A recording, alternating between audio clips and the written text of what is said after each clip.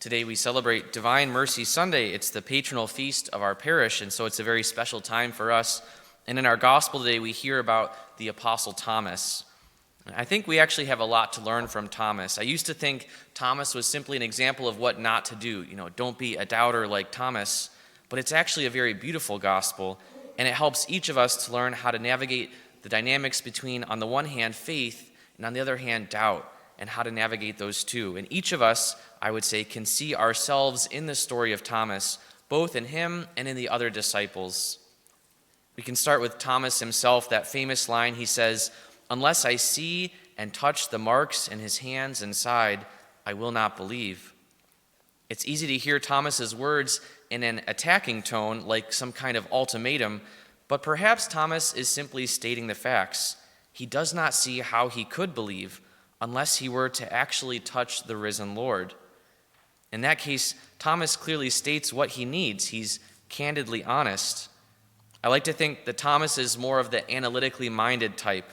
He reminds me of some engineers, of whom there are a few in my family. They're very honest and straightforward, perhaps blunt at times. Thomas doesn't beat around the bush. He articulates his doubt, his struggle to believe, but also what he is looking for. And the beautiful thing is that Jesus responds. Jesus is aware of Thomas's struggle and his need, and he responds with mercy. Does Jesus respond immediately? Well, no. It says Thomas doesn't see Jesus for another week. But then Jesus does speak to Thomas directly. He invites him to believe. He gives Thomas what Thomas needs, and he does this with generosity and charity. And so we see here a model for God's mercy, that the Lord knows what we need, and he provides it when the time is right. I had a similar experience of this kind of mercy of God, a less profound level, but still an experience of how God provides what we need. It was a few weeks ago at the Ignite conference. So this was the Diocesan Men's Conference. There were over 600 men there. And as the day began, I confessed that I was not feeling very hopeful about the event. Things had not started off quite right. We started late. The technology wasn't working. There were some other issues. And I started to doubt whether the day would be successful at all. But during Mass at the beginning of the conference, I had to help give out communion. And so I was given a full ciborium and sent to a random part of the gymnasium and began giving out communion. And as I was distributing communion, I recognized that my supply was starting to run low. There were a lot of people there, and I started to worry that there wouldn't be enough. But the line also wore down, and I ended up not running out. In fact, I had a single host left over as my line finished. But then an usher beckoned me to the back of the gym, and there was a gentleman there who was in a wheelchair, and he also desired to receive communion. And so I gave him the very last host. In other words, I had precisely the number of hosts that I needed. And this might have just been a coincidence, but I saw in it a providence. And in particular, I recognized that God was showing me something, that Jesus knew exactly what was needed, and that he was more than capable of providing it, of providing precisely the right thing. And as the day went on, I watched as the Lord did this in many other ways through the other sacraments, that it ended up being a very remarkable and very grace-filled day. And so this again is that mercy of God, that God knows what we truly need, and that our own doubts are not an obstacle to his grace. Our first reading from the Acts of the Apostles talked about the true community of the early Christians.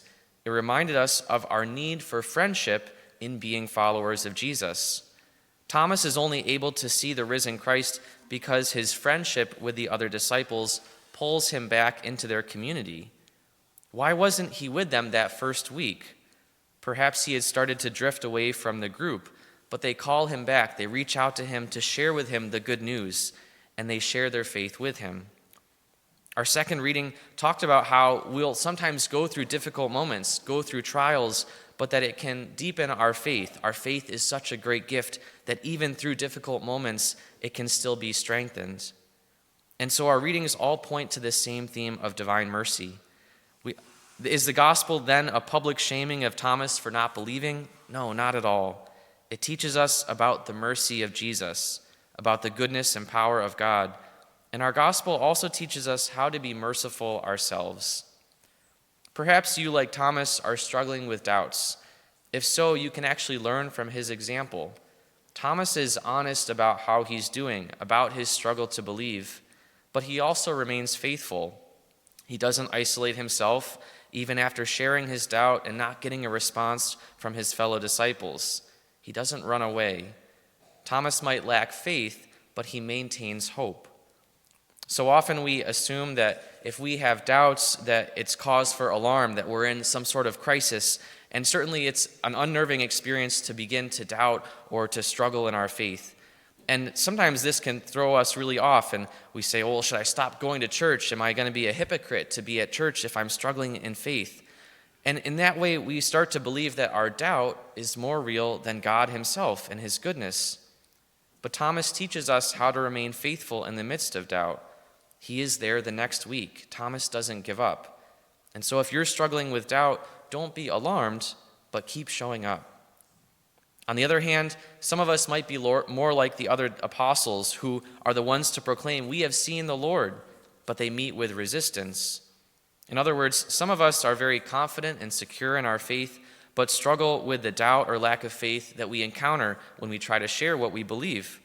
So many of us have family members, friends, classmates, or coworkers who respond with doubt or resistance to our own faith. And this is a very difficult and hard experience. For example, though, notice how the disciples don't offer any response to Thomas's statement of doubt. Perhaps they didn't know what to say. And we know this experience ourselves, that feeling of helplessness to respond to the difficulties or doubts or questions of a friend or even someone in our own family.